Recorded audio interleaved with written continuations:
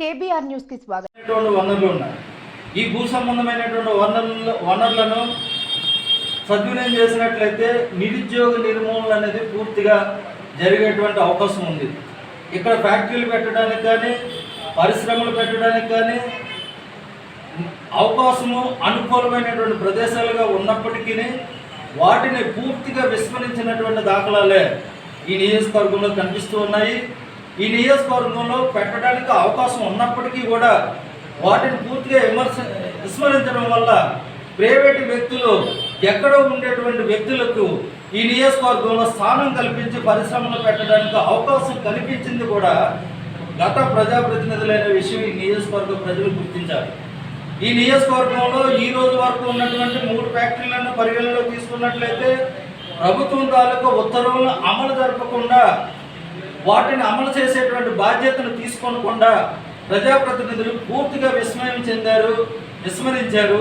తద్వారా వాళ్ళ వ్యక్తిగతమైనటువంటి ఆదాయాన్ని వ్యక్తిగతమైనటువంటి లబ్ధిని పొంది ప్రయత్నం చేశారనేది ఈ సందర్భంగా మేము గుర్తు చేస్తూ ఉన్నాం. ప్రభుత్వ ఉత్తర్వుల ప్రకారం ఈ నియోజకవర్గంలో ప్రతి ఫ్యాక్టరీలోనూ 3000 మంది కార్మికులుగా పనిచేస్తూ ఉన్నటువంటి సందర్భాలు ఉన్నప్పటికీ కూడా ఈ నియోజకవర్గంలో 3 ఫ్యాక్టరీలో 9000 మంది పనిచేసేటువంటి అవకాశం ఉన్నప్పటికీ కూడా ఈ నియోజకవర్గంలో ఉన్నటువంటి విద్యావంతులైనటువంటి నిరుద్యోగులకు అవకాశం కల్పించేటువంటి అవకాశాన్ని పూర్తిగా వ్యక్తిగత లబ్ధి కోసం వాడుకున్నారు. ఈ నియోజకవర్గ యువతను పూర్తిగా విస్మరించడం జరిగింది. వారికి తీవ్రమైనటువంటి నష్టం కలిగించడం జరిగింది. అదేవిధంగా ఈ నియోజకవర్గంలో మైనింగ్ ప్రాబ్లం ఉంది.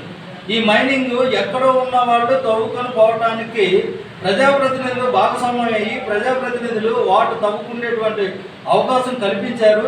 ఆ కల్పించిన దాన్ని పూర్తిగా నిర్మూలన చేయవలసినటువంటి బాధ్యత ఈ నియోజకవర్గ ప్రజల మీద, యువత మీద ఉందనేది ఈ సందర్భంగా గుర్తించాలి.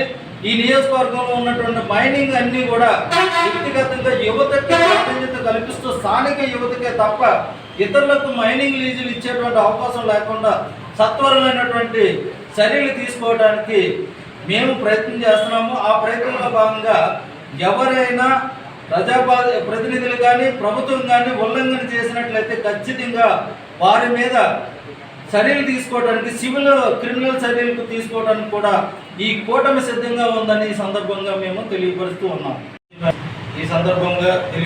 ఉన్నాను. గతంలో ఈ నియోజకవర్గంలో అనేక రకమైనటువంటి నష్టాలకు గురి చేస్తున్నటువంటి సందర్భంలో ప్రజలు అనేకమైనటువంటి సమస్యలు ఎదుర్కోవడం జరిగింది.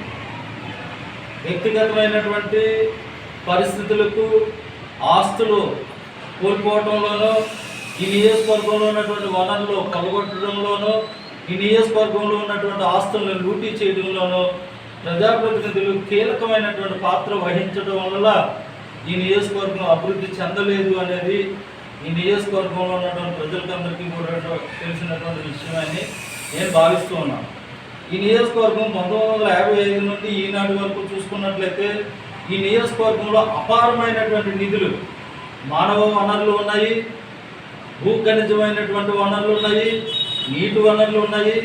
అభివృద్ధి చెందడానికి కావలసినటువంటి అనేకమైనటువంటి వనరులు ఈ నియోజకవర్గంలో కేవలం లెక్కకు తీసుకున్నట్లయితే 2,30,30,000 కోట్ల రూపాయలు విలువైనటువంటి ఆస్తులు ఈ నియోజకవర్గంలో ఉన్నప్పటికీ వాటిని సద్వినియోగం చేసేటువంటి దిశలో ప్రజాప్రతినిధులు పాలకులు ప్రయత్నించకపోవటము, ఈ నియోజకవర్గంలో వారి వ్యక్తిగత ఆస్తులుగా ఈ వనరులన్నింటి కూడా మార్చుకోవడం వల్ల జరిగినటువంటి నష్టంలో ప్రజలు బాగా తీవ్రంగా నష్టపోయి ఉన్నారనే విషయం ఈ ప్రజలకి ఈ సందర్భంగా మేము గుర్తు చేస్తూ ఉన్నాం.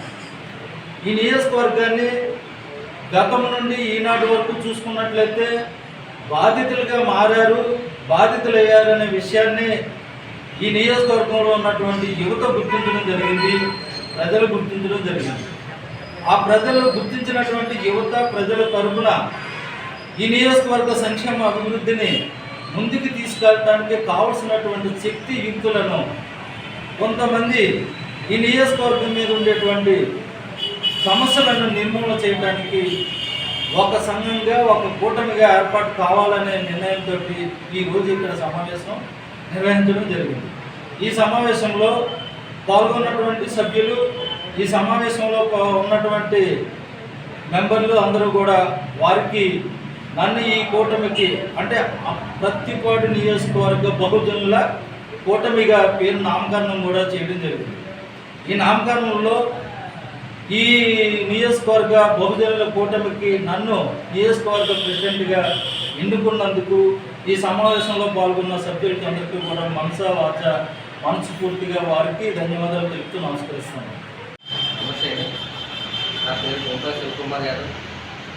మరి బీసీ సంఘాలు కూడా పనిచేసిన ప్రతిపక్ష నియోజకవర్గంలో, అలాగే ప్రతిపక్ష నియోజకవర్గం బీసీవై పార్టీ కూడా ఎమ్మెల్యేగా పోటీ చేయడం జరిగింది.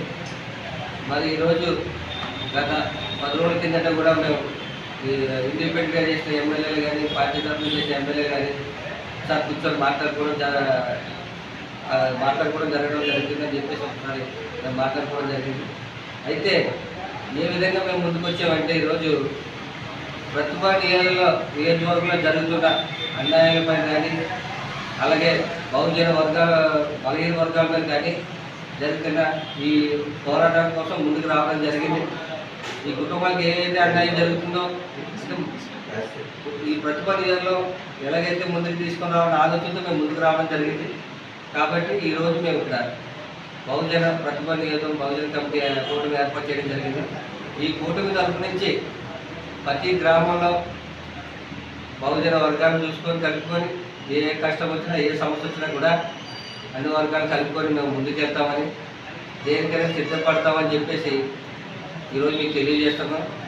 అయితే ఏ సమస్యల మీద మేము ముందుకు రావడం జరిగిందంటే, గత పాలకులు అంతకుముందు పాలకులు కూడా ప్రతి ఒక్కరు చెప్పేది ఏంటంటే, మేము రాజకీయం చేసి ప్రతి కులానికి కూడా పేదవారికి మేలు చేస్తున్నాం మా పార్టీ నుంచి అని చెప్పుకొని భజన చేయడం తప్ప ఒక్కడు కూడా ఒక పేదవాడు అన్నవాడు కానీ ఎవరు కూడా మేలు చేయడం కూడా జరగలేదు. అది కాక ఈరోజు ఏ ఒక్క పార్టీలో కష్టపడినా కూడా కష్టపడేవాడికి ఈరోజు గుర్తింపు లేకుండా పోతుంది. కాబట్టి ఈరోజు కూడా ప్రతి ఒక్కరు కూడా ఏ కష్టం వచ్చినా కూడా మేము ఎప్పుడు సిద్ధంగా ఉంటామని, ప్రతి సమస్య కూడా తీర్చడానికి మేము కంపల్సరీ ముందుకు వెళ్తామని చెప్పేసి ఈ సభముఖంగా మేము తెలియజేయడం జరుగుతుంది. ఇది మాట్లాడుతున్నాం. నా పేరు సుర్ల శ్రీనివాస్. నేను ప్రతిపాడు నియోజకవర్గం బహుజన కూటమిగా ఈరోజు మేము ఒక ఇండిపెండెంట్గా పోటీ చేసిన అభ్యర్థులందరం నామకరణం చేసి ఉన్నాం. అదేవిధంగా నన్ను కార్యదర్శిగా కూడా నియమించారు. ఏ విధంగా మేము ప్రజల కోసం, విద్యార్థుల కోసం, యువత కోసం మేము ఏ విధంగా అయితే సంకల్పంతో ముందడుగు వేసామో, ప్రతిదీ ఏ సమస్య కోసం మేము పోరాడడానికి అడగడానికి కూడా మేము సిద్ధంగా ఉన్నాం. అదేవిధంగా మీడియా ముందు కూడా మేము ఈరోజు ఈ సమావేశం ఏర్పాటు చేస్తాం. కాబట్టి ప్రత్యేకంగా ప్రతిపాడు నియోజకవర్గంలో జరిగే అక్రమాలు ఇవన్నీ తోడ్పడుతున్నాయి. కాబట్టి మేము కూటమిగా ఉన్న సభ్యులు అందరం, మా ప్రెసిడెంట్ గారు ఉన్నారు, కార్యదర్శి గారు ఉన్నారు, వైస్ ప్రెసిడెంట్ గారు ఉన్నారు, వీళ్ళందరి సమక్షంలో ఎక్కడ ఏం జరిగినా కూడా మేము ముందడుగు వేస్తామని కూడా మేము కోరుకుంటున్నామండి. అదే